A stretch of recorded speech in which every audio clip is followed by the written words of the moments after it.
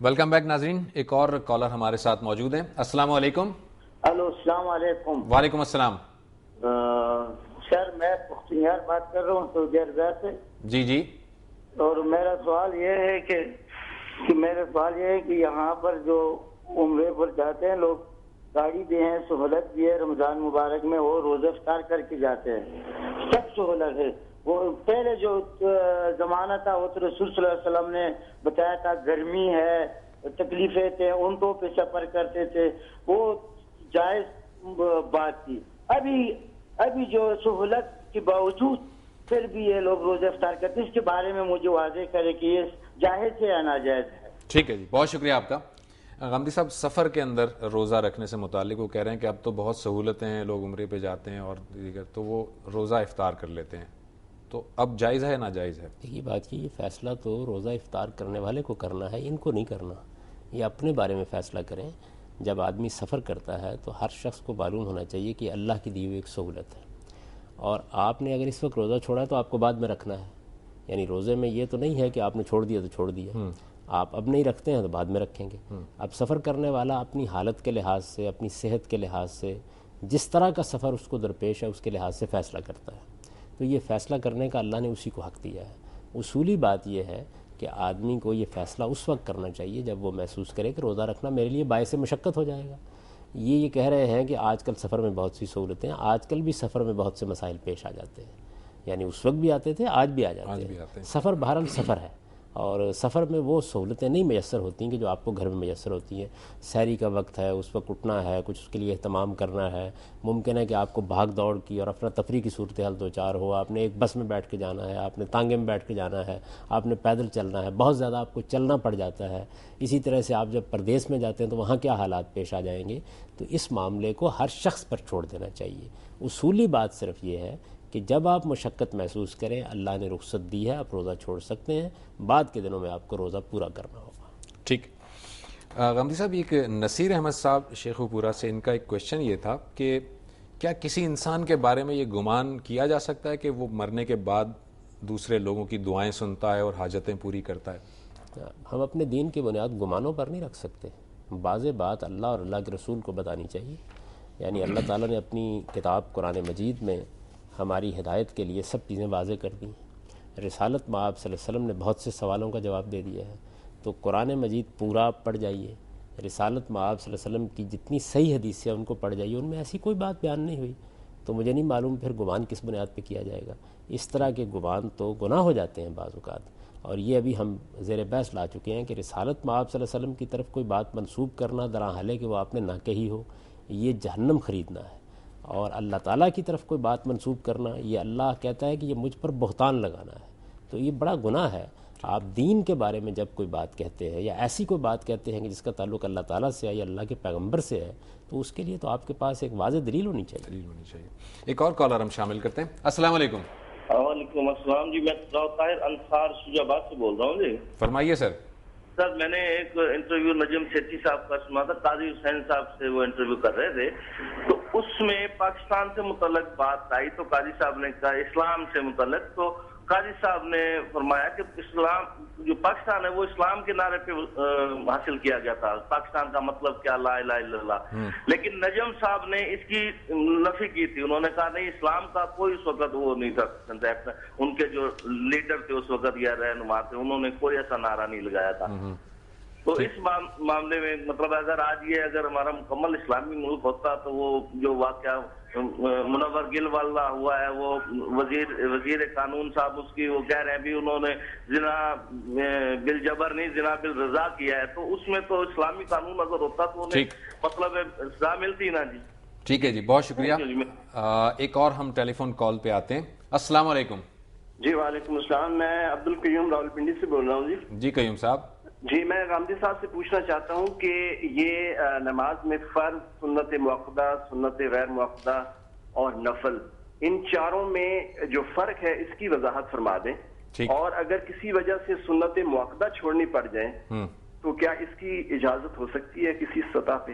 दूसरा मेरा सवाल ये है कि फजर की जो 2 सुन्नतें हैं उनकी बहुत ज्यादा अहमियत बताई गई है, उसकी क्या वजह है? और हमारे यहाँ ये भी हो गया है कि फजर की नमाज جماعت ہو رہی ہے, لوگ آتے ہیں اور سنتے پڑھنا شروع کر دیتے ہیں, اور ایٹ ٹائم ایسے بھی ہو جاتا ہے کہ جماعت کی نماز چلی گئی اور وہ سنتے پڑھتے رہ گئے. ٹھیک ہے, بہت شکریہ آپ کا, بہت شکریہ.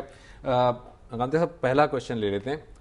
انہوں نے ایک انٹرویو کا حوالہ دیا اور اس میں کہا کہ نجم سیٹھی صاحب کا, انہوں نے کہا کہ ان کا یہ خیال تھا کہ پاکستان کو اسلام کے نام پر نہیں لیا گیا. ظاہر ہے کہ یہ سوال انہی سے ان کو پوچھنا چاہیے, لیکن آپ ذرا اس کی وضاحت کر دیجئے. اور پھر انہوں نے ایک واقعے کی طرف اشارہ کیا کہ اسلامی نظام اگر ہوتا تو اس واقعے کی کوئی سزا بھی ہوتی.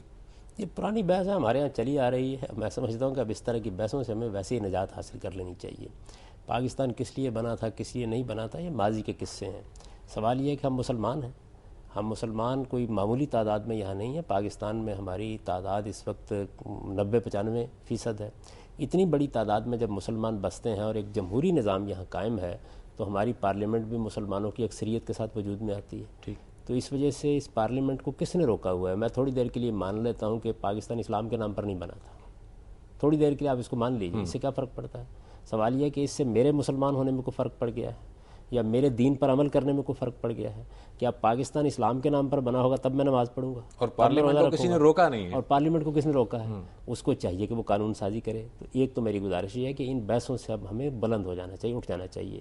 مجھے نہیں معلوم کہ یہ بحثیں کیوں کی جاتی ہیں. میرا بھی اس میں ایک نقطہ نظر ہے. میں بھی تاریخی لحاظ سے یہ کہہ سکتا ہوں کہ اصل واقعات کیا ہوئے تھے, قائد اعظم کیا کہہ رہے تھے, باقی لوگ کیا کہہ رہے تھے, مذہب کا استعمال کب شروع ہوا, کب پاکستان کا مطلب کیا لا الہ الا اللہ کے نارے لگے. یعنی یہ ایک پوری تاریخ ہے. ہم ایک اصولی بات کرنی چاہیے. اصولی بات یہ ہے کہ اگر پاکستان اسلام کے نام پر بنا تھا تو کیا, اور نہیں بنا تھا تب کیا فرق پڑتا ہے؟ ہم مسلمان ہیں یا مسلمان نہیں ہیں. ہم مسلمان ہیں تو ہمیں اسلام کے تقاضوں کو انفرادی زندگی میں بھی پورا کرنا ہے, اجتماعی زندگی میں بھی پورا کرنا ہے. اس لیے میں تو بحث یہاں سے شروع کروں گا کہ ہم جب مسلمان ہیں, اللہ کو مانتے ہیں, اللہ کے پیغمبر کو مانتے ہیں, تو ہمیں اپنی انفرادی زندگی میں بھی اللہ کے احکام کی پیروی کرنی چاہیے. اور اگر کبھی ہمارا کوئی نظم اجتماعی قائم ہو تو اللہ تعالیٰ کا اعلان یہ ہے کہ من لم یحکم بما انزل اللہ فاولئک هم الکافرون. یعنی وہ لوگ جو اللہ کے نازل کردہ قانون کے مطابق فیصلے نہیں کرتے وہی تو منکر ہوتے ہیں. تو اللہ کے نازل کردہ قانون کے مطابق فیصلے ہم مسلمانوں کو انفرادی زندگی میں بھی کرنے ہیں, اجتماعی زندگی میں بھی کرنے ہیں. یہ ایک مسلمہ بات ہے. گفتگو اس پر کرنی چاہیے جو قرآن میں لکھی ہوئی ہے, نہ کہ تاریخ کی باتوں کے اوپر اپنا وقت ضائع کرنا چاہیے. رہ گئی یہ بات جو انہوں نے یہ کہی ہے کہ پاکستان میں اگر اسلامی حکومت ہوتی, تو میں ان کی اطلاع کے لیے عرض کرتا ہوں کہ اس وقت بھی بدکاری کی جو سزا ہمارے علماء بیان کرتے ہیں پاکستان کے قانون میں وہی سزا ہے. آپ مقدمہ دائر کریں, لیکن زنا بالرضا کا مقدمہ دائر کرنے کے لیے 4 گواہ چاہیے. تو وہ اگر انہوں نے فراہم کر لیے ہیں تو عدالت میں چلے جائیں, مقدمہ درج ہو جائے گا منور گل صاحب کے خلاف. اور وہ سزا بھی اس آئین میں وہی لکھی ہوئی ہے, قانون میں وہی سزا بیان. بالکل ٹھیک ہے. ایک اور کالر ہم شامل کرتے ہیں. السلام علیکم. وعلیکم السلام سر, محمد عرفان ملتان سے بول رہا ہوں. فرمائیے سر. سر میرے 3 کویشچن ہیں. جی پہلا یہ ہے کہ جو سورہ نور میں جو زانی مرد اور زانی عورت کی جو سزا ہے وہ شادی شدہ کے لیے یا غیر شادی شدہ کے لیے, نمبر 1. جی نیکسٹ کویشچن یہ ہے کہ جو آگے بیان ہوا ہے کہ جی زانی یا زانیہ نکاح نہ کرے مگر یہ کہ مشرک یا مشرکہ سے, تو یہ مشرک اور مشرکہ پاکستان سے لے جائیں گے یا انڈیا سے لے جائیں گے, اچھا, یا کسی اور ملک سے لے جائیں گے؟ ٹھیک. اور نمبر 3 کویشچن یہ ہے کہ جو جلا وطنی کی جو سزا ہے بڑی, تو جلا وطنی کا ایک شخص کو جلا وطن کر دیا جاتا ہے سزا میں, یعنی کہ زانی یا زانیہ کو, تو اس کے اہل و عیال کی کفارت کون کرے گا اور خود اس زانی کی کفارت کون کرے گا؟ اچھا ٹھیک ہے جی, بہت شکریہ آپ کا. غامدی صاحب, یہ عبد القیوم صاحب کا کوشچن تھا کہ فرض, سنت, غیر موقدہ, نوافل, ان میں فرق کیا ہے, اور اگر کبھی موقدہ سنت کو چھوڑنا ہو تو کیا چھوڑی جا سکتی ہیں؟ پہلی بات تو یہ سمجھ لیجیے کہ یہ کوئی دینی اصطلاحات نہیں ہے, یہ ہمارے فقہا کی جورسٹ کی قائم کردہ اصطلاحات ہیں. دین میں نماز کی 2 قسمیں ہیں, ایک فرض نماز ہے, ایک نفل نماز ہے. فرض نماز کا مطلب یہ ہے کہ نماز جو آپ کو لازماً پڑھنی ہے, نہیں پڑھیں گے تو اللہ کے ہاں پوچھا جائے گا, پڑھیں گے تو اللہ اجر دے گا.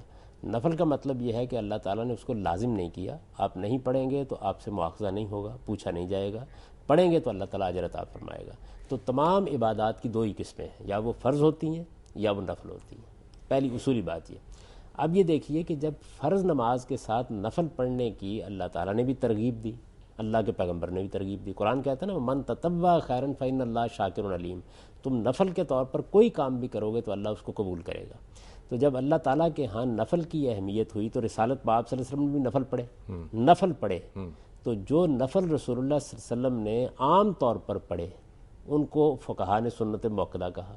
ٹھیک ہے. جو کبھی کبھار پڑھے یا نہیں پڑھے, کسی کو پڑھنے کی تلقین کی, ان کو سنت غیر مؤکدہ کہا, اور جو کبھی نہیں پڑھے ان کو نفل کہہ دیا. ٹھیک. غامدی صاحب ابھی آپ کا جواب مکمل نہیں ہوا, ایک کال لے لیتے ہیں. السلام علیکم. جی وعلیکم السلام, عمران بات کر رہا ہوں اسلام آباد سے. مجھے یہ بتائیے گا کہ شب بارات کی کیا حقیقت اور حیثیت اور اہمیت ہے؟ قرآن اور سنت کی روشنی میں کہتے ہیں کہ رزق کا فیصلہ ہوتا ہے, موت زندگی کا فیصلہ ہوتا ہے, سفر اور روحیں وغیرہ گھر آتی ہیں. اس پہ برائے مہربانی ذرا وضاحت کر دیں. بہت شکریہ آپ کا. ناظرین ایک مختصر سے بریک سے واپس آتے ہیں اور گفتگو کنٹینیو کریں گے بریک کے بعد.